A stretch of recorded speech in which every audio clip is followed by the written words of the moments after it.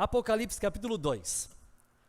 Vamos ler versículos 12 em diante.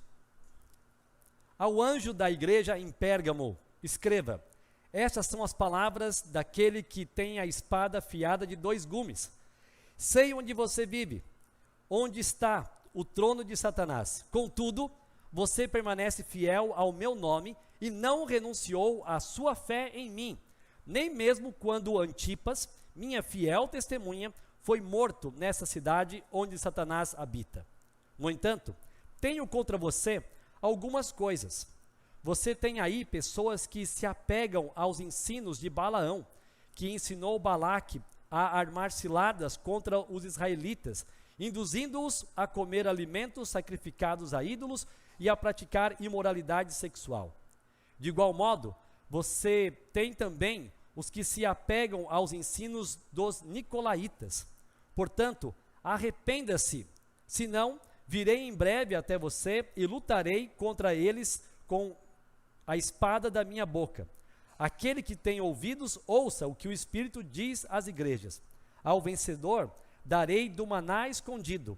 Também lhe darei uma pedra branca com um novo nome nela inscrito, conhecido apenas por aquele que o recebe. Amém? Aqui nós temos então a carta do Senhor Jesus direcionada a Pérgamo por meio de João, aquele que foi o mensageiro para que as 7 igrejas do Apocalipse pudessem conhecer a vontade de Deus, a vontade de Cristo, especificamente para aquelas igrejas, não só nos aspectos para aquela igreja em si, mas para todas as demais, porque tinham mensagens específicas para elas, mas as outras igrejas também deveriam ouvir e aprender por meio daquela carta. O que também faz com que nós, hoje, tantos anos depois, também possamos aprender a respeito do que foi apresentado então nessa carta. Hoje nós temos aqui a igreja de Pérgamo recebendo esta mensagem, ao anjo da igreja em Pérgamo. Nós já falamos de Éfeso, já falamos de Esmirna, e agora então ao anjo da igreja em Pérgamo. Nós estamos na série Revelações de Cristo para a sua igreja. E hoje então vamos falar sobre Pérgamo, uma igreja incoerente. Uma igreja incoerente. Primeiro, você vê aqui no versículo 12, que a mensagem foi direcionada ao anjo. Nós já falamos sobre isso em mensagens anteriores. O anjo é aquele mensageiro, o representante da igreja. Há uma dificuldade de se definir com toda clareza quem é o anjo da igreja, mas nós entendemos, dentro das possibilidades aqui, que o anjo seja o mensageiro ou o líder espiritual, ou seja, um pastor, que está sendo exortado, está sendo responsabilizado em transmitir essa mensagem à sua igreja local. Nós também sabemos que quando fala o anjo da igreja em Pérgamo, nós temos aqui a verdade das igrejas locais. Igrejas em cidades, comunidades de fé, irmãos que se reuniam em um determinado lugar para servir ao Senhor, o que já fica bem implícito que é impossível você dizer que segue a Jesus e não fazer parte de uma comunidade de fé. Você precisa estar filiado, congregando com outros irmãos para realmente estar dentro da vontade de Deus.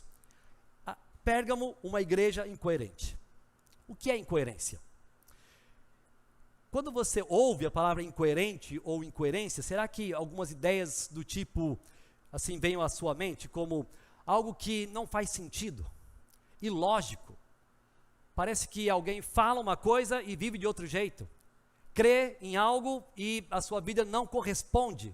Sim, tudo isso faz parte do ser incoerente, ou de manifestar algo como uma incoerência. É o popular: faça o que eu digo, mas não faça o que eu faço. Isso é incoerente.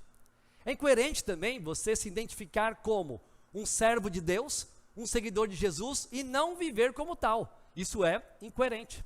É incoerente dizer que você crê em algumas verdades bíblicas, mas abandona outras, ou aceita aquilo que é contrário. Isso é incoerente. A igreja de Pérgamo estava vivendo esta incoerência. Eles não estavam sendo uma igreja fiel ao Senhor como deveriam ser. O apóstolo Paulo, quando estava saindo de Éfeso, depois de 3 anos, na sua viagem missionária que ele parou em Éfeso, ele, no caminho, na despedida, ele chama os presbíteros, ou seja, os pastores da igreja lá em Mileto, e faz um discurso para eles. E nesse discurso, que está registrado lá em Atos capítulo 20, ele praticamente diz assim: vocês sabem como eu muito bem vivi no meio de vocês, o tempo todo. Vocês sabem como eu vivi entre vocês do primeiro dia que cheguei à Ásia até hoje. Ele estava dizendo o seguinte: eu não tive uma vida incoerente no meio de vocês. O crente não pode ter vida incoerente. Boas igrejas não podem ser incoerentes. Mas essa terceira igreja aqui do livro de Apocalipse, ela foi uma igreja incoerente. Ela pregava Jesus, ela tinha uma crença em Cristo em vários aspectos, mas aceitava também outros ensinos que não eram correspondentes, que não eram harmoniosos. Hoje nosso tema então é uma igreja incoerente. E nós vamos pensar em 5 aspectos da mensagem de Jesus para uma igreja incoerente. E vamos começar então, como já é conhecida aqui a estrutura dos irmãos, a identificação de Jesus. Ele começa primeiramente se identificando. No versículo 12, estas são as palavras daquele que tem a espada afiada de 2 gumes. Jesus não usou nenhuma outra característica, como ele fez com as igrejas anteriores. Aqui ele só faz uma afirmação, somente esta. Essas são as palavras daquele que tem a espada afiada de 2 gumes. Cristo aqui é identificado então como aquele que tem autoridade, aquele que fala e deve ser obedecido. A sua palavra é como uma espada, é o modo dele governar, é o modo dele dirigir todas as coisas, por meio da sua palavra, por meio da sua espada de 2 gumes. É interessante pensar nessa identificação, porque o procônsul do governo romano, ele usava uma espada para governar. Ele era um representante de Roma e ele governava então a sua província com espada. Tanto ele como seus súditos, que faziam com que a cidade tivesse ordem por meio de espada. Mas Jesus se apresenta dizendo: aqui quem governa sou eu. Sou eu que tenho a espada de 2 gumes. Não é o imperador, não é esse governante, não são os soldados. Eu é que realmente tenho poder soberano para governar todas as coisas. Com essa identificação, a igreja de Pérgamo já poderia pensar o seguinte: não, nós podemos estar em dias difíceis, podemos estar passando por tempo de perseguição, mas na verdade, quem governa todas as coisas não é o imperador Domiciano, é Cristo que governa, é Ele que tem autoridade. Então Cristo se identifica dessa forma para que a igreja de Pérgamo tivesse a visão de Cristo como soberano governante, e que assim eles não temessem qualquer autoridade humana, e nada que um governo humano pudesse fazer contra eles. Cristo se apresentou assim, Cristo se identificou assim. Então isso deve trazer algumas lições para nós. Primeiro, a palavra de Cristo é tudo o que nós precisamos para desenvolvermos uma vida de temor e santidade. A palavra dele é a autoridade máxima. A palavra dele é a verdade. Não importa se teóricos dos nossos dias dizem isso ou aquilo, se doutores dizem isso ou aquilo, o que importa é a palavra de Cristo. É ela que apresenta o que é virtude, é ela que apresenta o que é um pecado, é nela que nós podemos aprender a servi-lo, é com ela que vamos aprender a desenvolver nossa vida em santidade e temor. Precisamos da palavra de Cristo em nossas vidas. Também, a palavra de Cristo é tudo o que nós precisamos para o verdadeiro consolo. Nas horas difíceis, temos que lembrar que Ele é quem governa todas as coisas. Não são os homens, não são aqueles que se apresentam como líderes da nossa nação ou do nosso mundo. Não há poder que seja maior do que o de Cristo. Não há ONU, não há governante dos Estados Unidos, da Europa, seja quem for. Cristo é maior sobre tudo e todos. Temos que lembrar disso. E também, a autoridade de Cristo deve estar sempre em nossos corações para que nós tenhamos tranquilidade para enfrentarmos situações difíceis. Por isso que a igreja de Pérgamo tinha que olhar para Jesus. Jesus traz tranquilidade quando você está passando em momentos terríveis e difíceis. Olhe para Jesus como aquele que tem autoridade. Um outro aspecto que nós vamos ver então nessa mensagem para uma igreja incoerente é o elogio de Jesus. Veja agora o versículo 13. Ele diz assim: primeiro, sei onde você vive. Vamos pensar nessa expressão. Sei onde você vive. Ou poderia ser dito, conheço seu contexto. Para fazer um paralelo com as expressões usadas para Éfeso e para Esmirna. Para Éfeso foi dito, eu conheço suas obras. Para Esmirna foi dito, eu conheço sua aflição. E agora para Pérgamo, eu conheço o seu contexto. Eu sei onde é que vocês vivem. Irmãos, isso nos apresenta mais uma vez verdade sobre quem é Jesus. Jesus, ele é onisciente. Jesus, ele é onipresente. Jesus é o único Deus que sabe exatamente o que os seus seguidores, os seus discípulos, as suas igrejas estão passando. Ele conhece suas obras, o que nós fazemos, ele conhece nossas perseguições, mas ele também conhece o nosso contexto, sabe exatamente onde estamos e com quais pessoas vivemos. Quem está ao nosso lado. Jesus, então, conhece perfeitamente o contexto de cada um de nós. Conheço o contexto de vocês, ou seja, conheço a cultura de vocês, conheço a sociedade de vocês, conheço os pensamentos daqueles que estão ao redor de vocês. Jesus sabia tudo isso e continua sabendo. Ele sabe aonde nós trabalhamos, onde nós estudamos, onde nós vivemos, qual é a nossa vizinhança. Ele sabe com quem temos que nos relacionar. Ele sabe muito bem o nosso contexto. Logo, se Jesus sabe de todas essas coisas, se Jesus sabe como que o mundo trata os seus seguidores, como que o mundo trata a sua igreja, então por que a gente vai se desesperar? Isso não pode nos abalar, isso não pode nos trazer desânimo. Ele sabe o nosso contexto, ele conhece o que nós estamos enfrentando. Portanto, nós também temos que lembrar o seguinte: nós não devemos ficar desejando trabalhar, morar, ter relacionamentos unicamente com pessoas que tenham a mesma fé que nós. Não dá, você vai ter esse privilégio quando você está aqui, em um culto, fazendo parte com os irmãos, e aí você sai aqui para a quadra, parece um pedacinho do céu, você fica lá, conversa com um e outro e tal, mas amanhã é segunda-feira, e aí você está lá, com a sua vizinhança, com os colegas de trabalho. Alguns aqui, pelo menos tem uma empresa aqui que tem muito crente, né? Tem muito crente, até dessa igreja mesmo, mas nem lá é o céu, tenho certeza que não é, ó, que nunca fui lá, porque, né, tem pecadores. Então nós não podemos ficar achando que para nós termos uma vida boa e tranquila, a gente tem que viver só com crente ao nosso lado, porque Jesus mesmo, na oração sacerdotal, lá de João 17, ele orou ao Pai dizendo assim: não rogo que os tire do mundo, mas que os proteja do maligno. Eles não são do mundo, como eu também não sou. Mas a oração de Cristo foi: santifica-os na verdade, a tua palavra é a verdade. Assim como me enviaste ao mundo, eu os enviei ao mundo. Irmãos, nós vamos viver neste mundo até Cristo voltar. Nós vamos viver nesse mundo até Ele nos levar daqui. Então Ele conhece o nosso contexto. Ele sabe onde você tem que viver. Ele sabe as críticas que você recebe. Ele sabe as perseguições que você pode estar sofrendo. Mas ser igreja num ambiente hostil é normal. Ser crente num ambiente de perseguição é normal. Isso é o que nós temos que ter em mente. Mas precisamos ser o sal e a luz aonde nós estivermos, como Jesus disse lá no Sermão da Montanha, em Mateus capítulo 5. Olha outro detalhe aqui desse versículo, do versículo 13.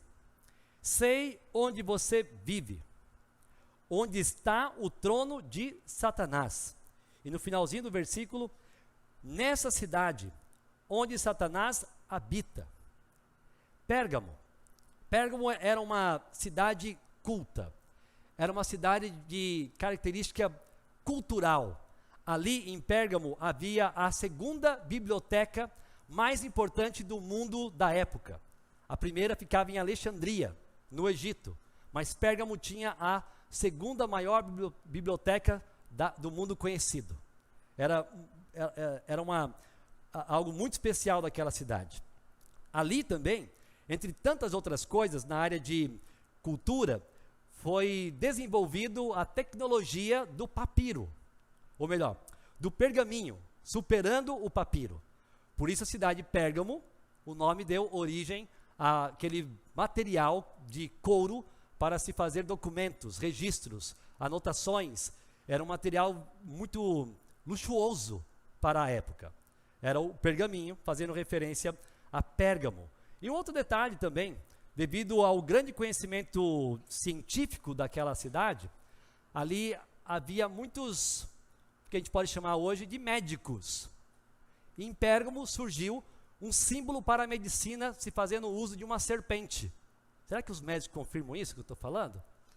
Né? O símbolo da medicina usa uma serpente. Origem da onde? Pérgamo. Se você não sabia isso, depois dá uma caixinha extra, está tudo bem, e fala com o pessoal lá. Mas a serpente era um símbolo da cidade de Pérgamo, nessa área de conhecimentos que foram desenvolvidos ali. Mas em meio a toda essa cultura, em meio a toda essa tecnologia, a cidade também era conhecida por sua idolatria. Muita idolatria. Ali havia diversos templos de adoração aos falsos deuses, mas em especial a Roma e ao imperador.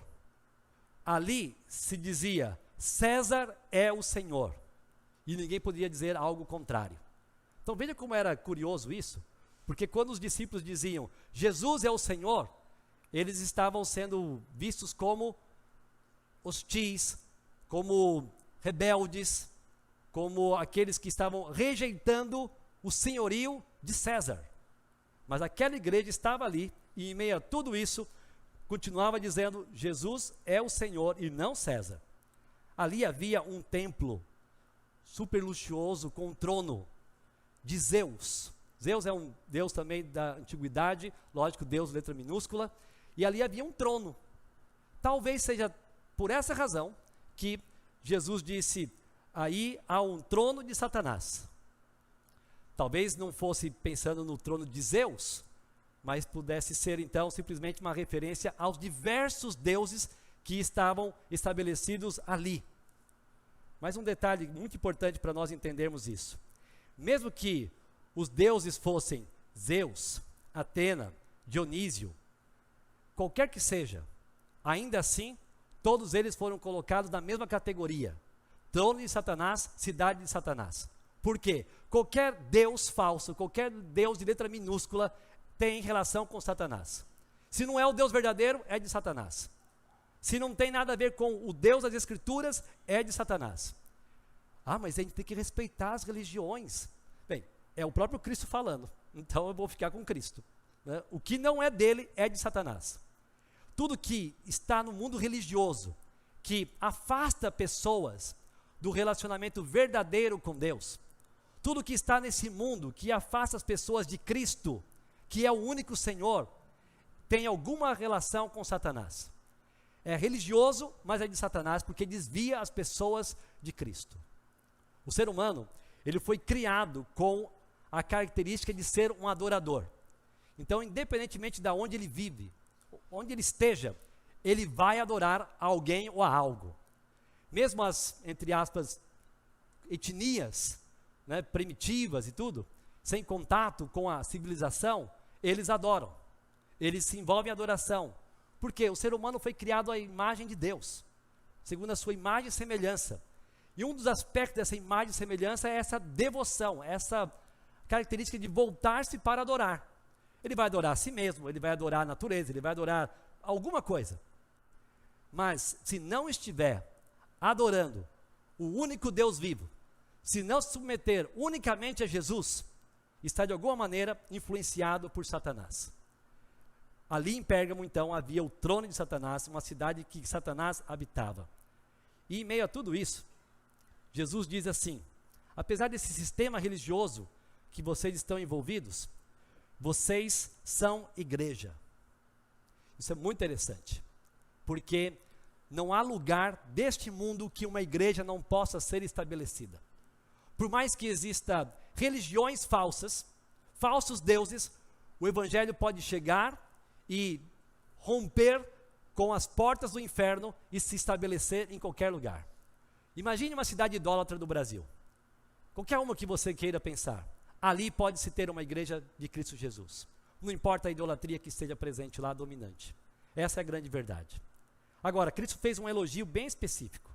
Ele disse assim: sei onde você vive, onde está o trono de Satanás, contudo, você permanece fiel ao meu nome e não renunciou à sua fé em mim, nem mesmo quando Antipas, minha fiel testemunha, foi morto nessa cidade onde Satanás habita.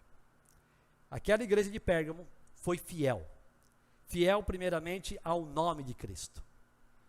Às vezes a gente não para muito para pensar sobre a expressão nome de Cristo. O que significa? O que é ser fiel a um nome? O que é isso? Nome faz referência à reputação, à sua identidade. Quando alguém é fiel ao nome de Cristo, é fiel ao que Cristo dizia, é fiel aos seus ensinos, é fiel à sua obra, é fiel a crer e é fiel então na crença de que Ele é divino, que Ele é o próprio Deus, que Ele é o Filho de Deus. Ser fiel ao nome de Cristo é se identificar com Ele, é continuar divulgando o nome dEle. Ser fiel ao nome de Cristo é ser um verdadeiro seguidor de Cristo. Ser fiel ao nome de Cristo é exaltar o nome de Cristo, é cantar ao nome dEle, é elogiá-lo, é exaltá-lo sempre, é falar deste nome para outras pessoas. Em outras palavras, não é possível ser cristão sem ser fiel ao nome de Cristo. Agora, infelizmente, tem pessoas que pensam que isso dá certo. Não, eu creio em Jesus, tá, só que eu vivo do meu jeito. Então você não é fiel ao nome de Cristo. Eu sou fiel ao nome de Cristo, mas eu também gosto desse aspecto religioso daqui, aquele aspecto religioso daquela outra, aquele outro grupo e tal. Não, então você não é fiel ao nome de Cristo. Porque para ser fiel ao nome de Cristo, precisamos seguir as instruções da palavra dEle. Ou seja, uma boa igreja, aos olhos de Cristo, é uma igreja que é fiel ao nome dEle. Um outro aspecto do elogio é que não renunciou à fé em Cristo, mesmo diante das ameaças. Não renunciou à sua fé em mim. Mesmo vivendo numa cidade idólatra, mesmo vivendo em meio a tantos templos dedicados a deuses diferentes, a igreja de Pérgamo permanecia fiel e não renunciou o nome de Cristo, mesmo diante de ameaças. Inclusive, uma ameaça muito real, porque eles perderam um dos seus integrantes. Dá para imaginar isso? Uma igreja perdendo um dos seus membros por perseguição e por ser chamado aqui de fiel testemunha. Nós entendemos é que Antipas, citado pelo nome, ele renunciou, ou melhor, ele não renunciou ao nome de Cristo e renunciou ao nome de César. Renunciou às pressões religiosas, mas ele foi fiel a Cristo, dando um incentivo para todos os demais irmãos. Olha, Antipas foi fiel. Vamos continuar sendo fiéis. Fazendo algumas lições aqui, tirando algumas lições desse acontecimento. O nosso viver deve ser um viver que leve pessoas a se animarem com a fé em Cristo. Não o contrário. O modo que eu e você vive deve encorajar que outros crentes também queiram continuar exaltando o nome de Cristo. Por outro lado, se eu e você vivemos de uma forma que pessoas vejam o que a gente faz e falam, aquilo ali é crente, nós estamos causando um grande mal para a obra de Cristo. E isso não é bom, claro que não. Temos que ser fiéis testemunhas. Outra reflexão aqui.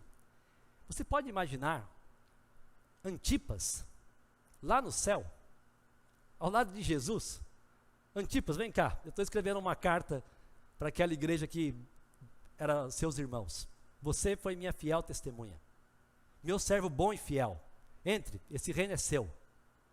Como que você será recebido nos céus? Com que palavra? Como que você será chamado pelo próprio Cristo? Gente, isso é demais, assim, é uma algo que deve nos quebrantar. Como que nós estamos vivendo? E como é que pode uma pessoa pecadora, limitada, cheia de falhas, ainda assim ser chamada de fiel testemunha? Graça de Cristo. Graça que nos capacita a fazer aquilo que temos de fazer. Graça do Senhor Jesus. A atuação do Espírito Santo em nós. Se submeta à direção de Cristo e você sempre poderá ser fiel testemunha em qualquer lugar que você estiver. Agora, Antipas foi perseguido e perdeu a vida. Na maioria das vezes, nós não enfrentamos perseguições desse tipo. Eu tenho certeza que eu posso dizer que aqui ninguém enfrentou uma perseguição como a de Antipas. Só que às vezes você sofre uma perseguição diferente. Alguém vem no ambiente que você está e começa a tirar sarro de crentes. Começa a rir da fé cristã, questiona as escrituras, ficam fazendo piadas com o ser um cristão. E aí, se você não for uma fiel testemunha, você começa também a aceitar essas brincadeiras e não se posicionar, porque você prefere ser apreciado pelos relacionamentos que você tem, ao invés de ser fiel testemunha de Jesus. Fiéis testemunhas de Cristo vão ser perseguidas. Vão às vezes até ser deixadas de lado. Vão às vezes até ser deixadas de lado, literalmente, porque o grupinho vai sair para algum lugar e não vai chamar a fiel testemunha de Cristo, porque ela não é aceita no meio deles. Se for essa a razão de você ser deixado de lado, amém. O problema é você querer ser tão moderninho, um crente tão moderno, e que vive lá no meio das testemunhas infiéis, e que ninguém sabe que você é uma testemunha de Cristo. Ou seja, é o crente 007. Não, eu estou aqui só para saber o que está acontecendo e tal. Seja testemunha fiel de Cristo, aonde você estiver. E se for necessário enfrentar a morte, num futuro, nós devemos enfrentá-la olhando para Cristo. Não importa então o meio no qual você vive, você deve ser fiel a Jesus Cristo. Você pode fazer a diferença para a glória dele. Uma igreja então saudável, nas palavras de Jesus, é uma igreja que, independentemente das perseguições, do contexto cultural, religioso, ela continua sendo fiel a Cristo e não se envolve com aquilo que é impuro aos olhos do nosso Deus. Mesmo que problemas venham ou aumentem e que nos levem à morte, o que importa é ser chamado de testemunha fiel. Uma igreja saudável não se mistura com as falsas doutrinas deste mundo. Vamos pensar agora numa terceira mensagem, um terceiro aspecto da mensagem de Cristo para uma igreja incoerente, que é o ponto central, que é a repreensão. Veja o que diz o versículo 14. No entanto, tenho contra você algumas coisas. Vamos parar por aqui. No entanto, tenho algumas coisas contra você. Nós já vimos isso no outro modelo da carta anterior. Jesus dá elogio e aí troca para uma repreensão. Aprendemos que podemos ter relacionamentos sinceros com pessoas quando nós sabemos elogiar, quando nós sabemos ouvir elogios, mas também quando nós sabemos ouvir críticas e repreensões, e quando nós sabemos fazer também críticas e repreensões. A verdadeira amizade não é aquela que nunca te critica, pode ter certeza disso. Se você acha que tal pessoa é o seu melhor amigo porque ele nunca te repreendeu, na verdade você está valorizando alguém que não é o seu melhor amigo, porque se fosse, em algum momento, já teria te repreendido se ele te conhece bem. É impossível conviver com um pecador por tanto tempo e não conseguir ver nada para fazer uma crítica ou uma repreensão. É por isso que em família, que a gente convive mais tempo, vai ser impossível um pai não repreender o seu filho. Vai ser impossível uma mãe não repreender o marido. Isso é muito fácil para elas. Como conseguem fazer, né? Elas parecem que têm assim, um poder do Espírito Santo, como quarta pessoa da Trindade, e começam a repreender, criticar e tudo. Se a exortação é feita da maneira correta, com palavras amorosas. Nós não devemos negá-la, porque o sábio, ele ama a repreensão. O tolo despreza. E quanto mais você aceita uma repreensão, mais evidente fica de que você está entendendo a sua limitação. Você é um pecador. É óbvio, você será criticado. O problema é que muitos pecadores acham que ninguém pode criticá-lo.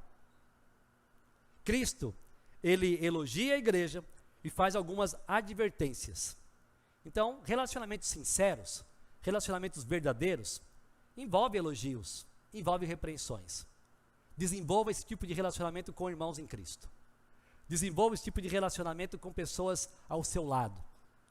E se eles não te criticarem, sente um dia com eles e fala assim: hoje eu vou pagar uma pizza para você e eu quero ouvir 3 críticas que você pode fazer para mim.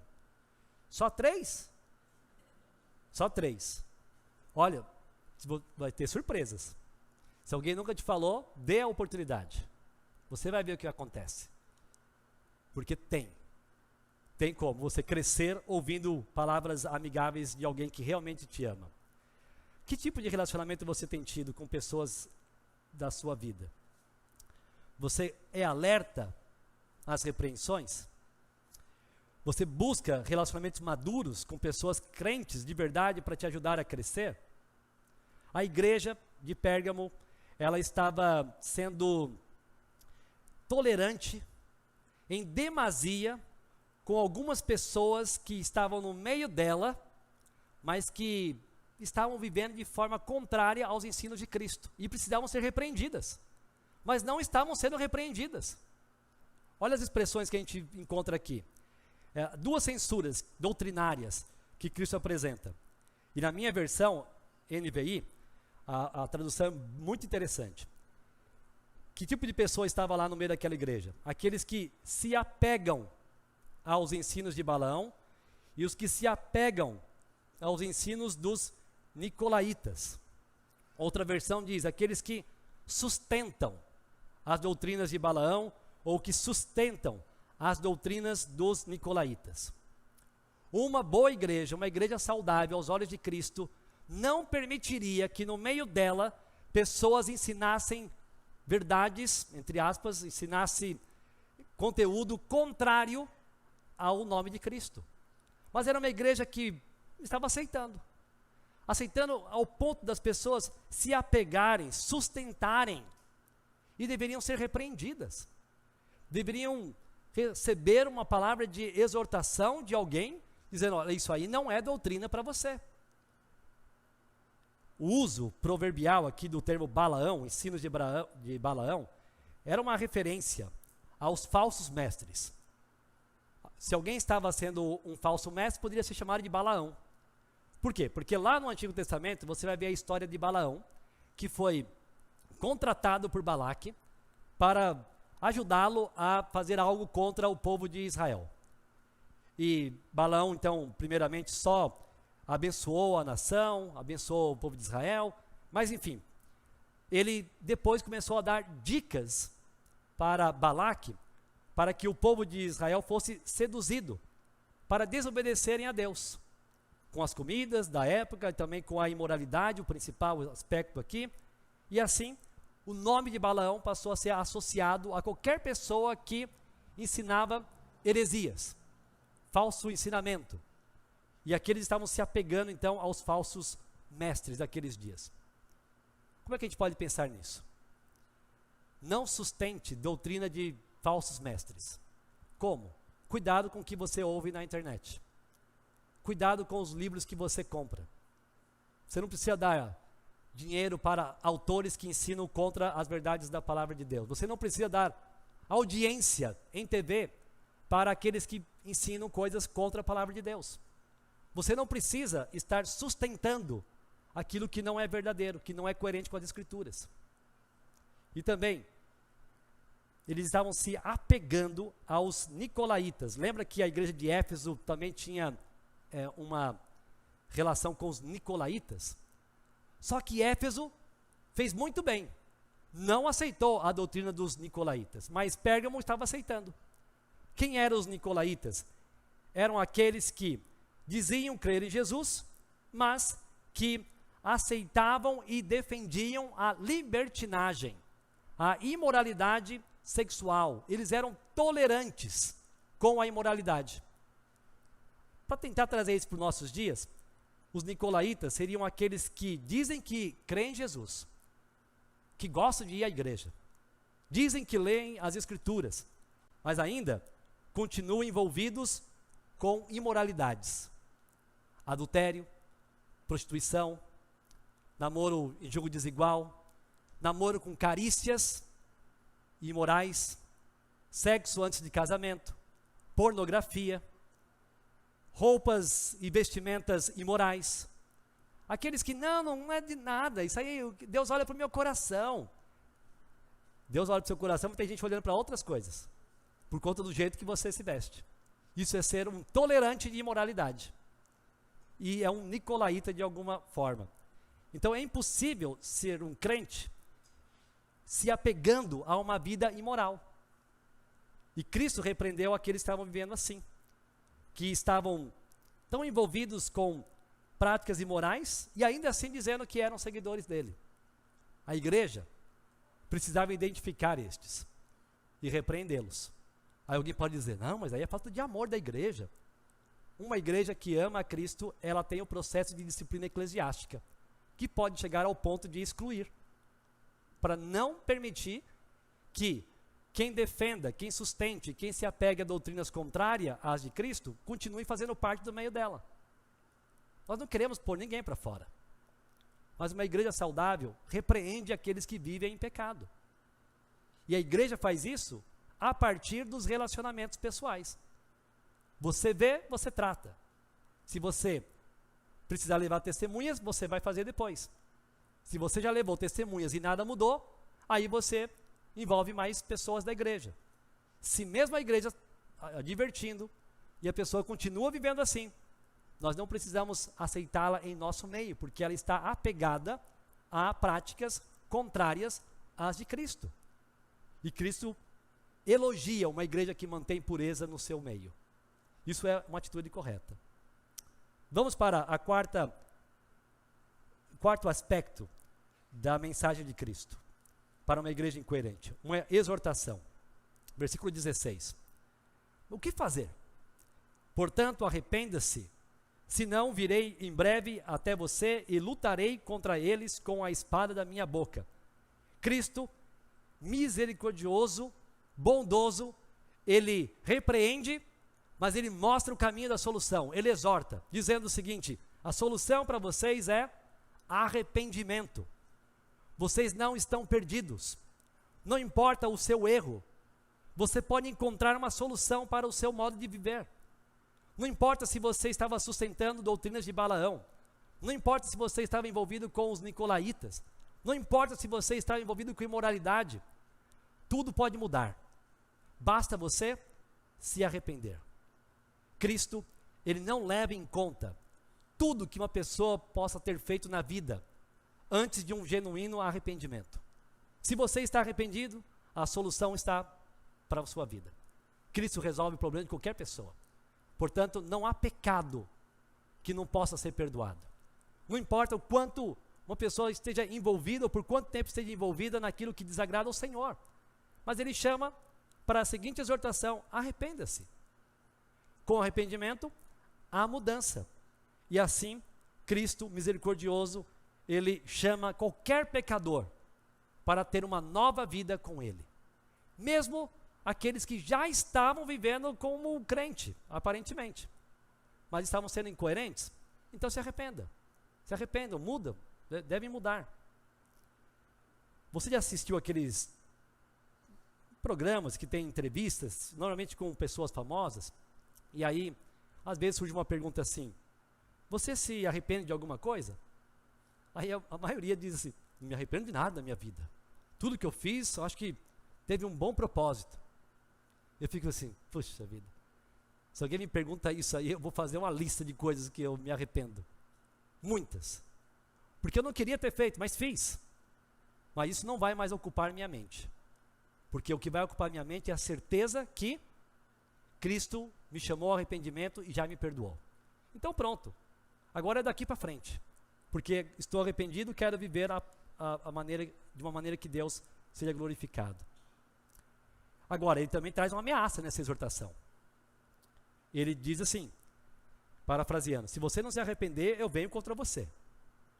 Cristo é misericordioso, mas Cristo também é juiz, perfeito, justo. Então, estar na posição de ser julgado diretamente por Cristo não é uma posição muito boa. Nós temos que ficar alertas a isso, porque Ele não tolera o pecado. Ele leva em conta o nosso pecado e cobre em amor, desde que haja arrependimento. Mas se não houver, Ele repreende, Ele exorta, Ele expressa juízo, porque Cristo tem autoridade e a palavra dele tem que ser obedecida sempre. E Ele tem que ser obedecido por aqueles que o amam. Então, não deseje a disciplina de Cristo para a sua vida. Não sei como é a sua história em relação aos pais, mas a minha, quando minha mãe falava que ia me disciplinar, que ela não era crente, assim, toda educadinha com conselhos de como educar filhos, ela não tinha muito curso de ABCB naquela época e coisa parecida. Então ela dizia que ia disciplinar, a gente sabia que aquilo lá era para apanhar mesmo. Mas o meu pai era pior ainda. Então a gente até desafiava a mãe, mas quando o pai falava, eu vou vir contra você, parava na hora, tudo. Agora, vamos pensar isso numa questão bem espiritual, com uma proporção bem diferente, claro. Mas como é que eu vou conseguir viver sabendo que estou em pecado e que Cristo diz, se você não se arrepender, eu virei contra você? Eu não conseguiria.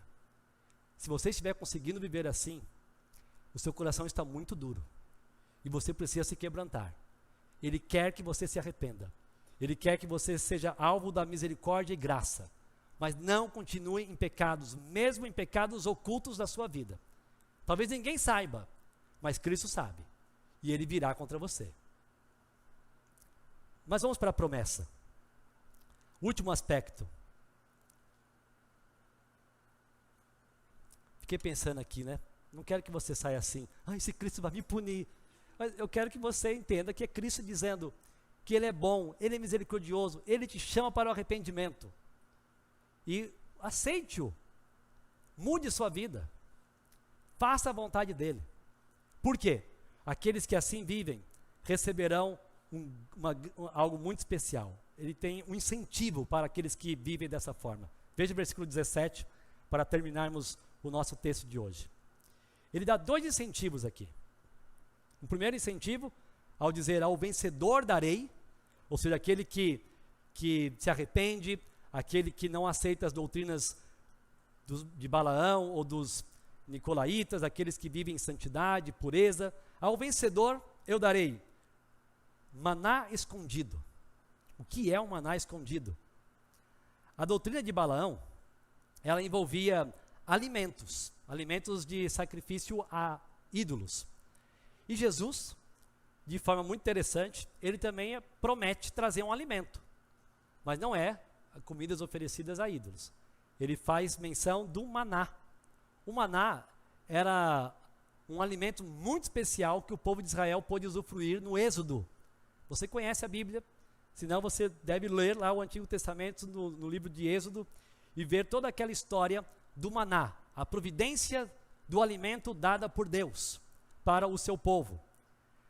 Mais uma vez a gente percebe a conexão de Apocalipse com livros do Antigo Testamento. A Bíblia é um só livro, com vários escritos, vários autores, porque o Espírito Santo orientou todos eles para escrever a mesma mensagem. E agora aqui tem uma menção então do maná. Em outras palavras, a promessa aqui é, você terá sustento eterno. Você será sustentado para sempre por Deus. Você terá uma vida de plena satisfação com o Senhor. Você não vai precisar de mais nada. E esse maná escondido é uma referência a um maná, um alimento especial dado por Deus que está separado, está guardado, não é para todo mundo, é para alguns. E esse vai ser dado aos vencedores. E ainda uma outra promessa de incentivo. Eu darei a vocês uma pedra branca com um novo nome. Um pouco difícil de entender todos os detalhes, mas o que nós podemos entender com clareza é que, de alguma maneira, aquela pedra era um símbolo de uma vitória. Vamos entender como se fosse uma premiação para entrar em algum lugar. Olha, você vai receber um prêmio que vai te dar acesso a um lugar especial. No caso aqui, será admitido nos céus. Indica então também uma nova identidade, uma identidade perdoada. Não importa o que você tenha feito, se você seguiu as doutrinas de Balaão, se você foi nicolaíta, se você foi imoral, se você se arrependeu, você terá um novo nome, uma nova identidade. Você não será mais conhecido como imoral, como nicolaíta, como seguidor de Balaão. Você vai ser reconhecido unicamente como seguidor de Jesus. Um novo nome, uma nova identidade, um novo status. Isso é graça de Deus. Isso é graça do Senhor. Seguir a Cristo é ter certeza de um relacionamento especial para toda a eternidade. Seguir a Cristo é ter certeza de uma vida plena, de contentamento e satisfação. Seguir a Cristo é ter uma identidade única e especial de relacionamento com o Senhor e Salvador de nossas vidas. Essa é a promessa de Jesus. Que nós todos tenhamos esse desejo de receber essas promessas dele. Uma igreja incoerente. Que nós não sejamos incoerentes em nosso viver. Portanto, valorize uma igreja como Cristo valoriza. Ou seja, valorize uma igreja fiel aos seus ensinos, aos ensinos de Cristo, e que não aceite doutrina contrária em seu meio. Se apegue às doutrinas, ame a palavra de Deus, queira estudá-la mais. Desenvolva então o seu conhecimento doutrinário e principalmente não seja incoerente com o que você diz crer e com o seu modo de viver. Seja uma fiel testemunha de Cristo, onde você estiver. Mesmo que você esteja onde há o trono de Satanás, onde seja a cidade de Satanás, seja você uma fiel testemunha de Cristo. E se arrependa. Se arrependa de suas atitudes pecaminosas que não agradam a Deus e volte-se imediatamente para Ele. Seja coerente com a crença que você tem. Viva para a glória do Senhor. Vamos orar. Pai, nós precisamos de Ti. A nossa tendência é nos voltar para nós mesmos e estarmos mais dispostos a agradar a nossa carne e também fazer aquilo que achamos que é correto, que é verdadeiro aos nossos olhos. Temos até uma tendência de seguir ensinamentos falsos. É tão mais fácil do que ficar preso à Tua palavra unicamente.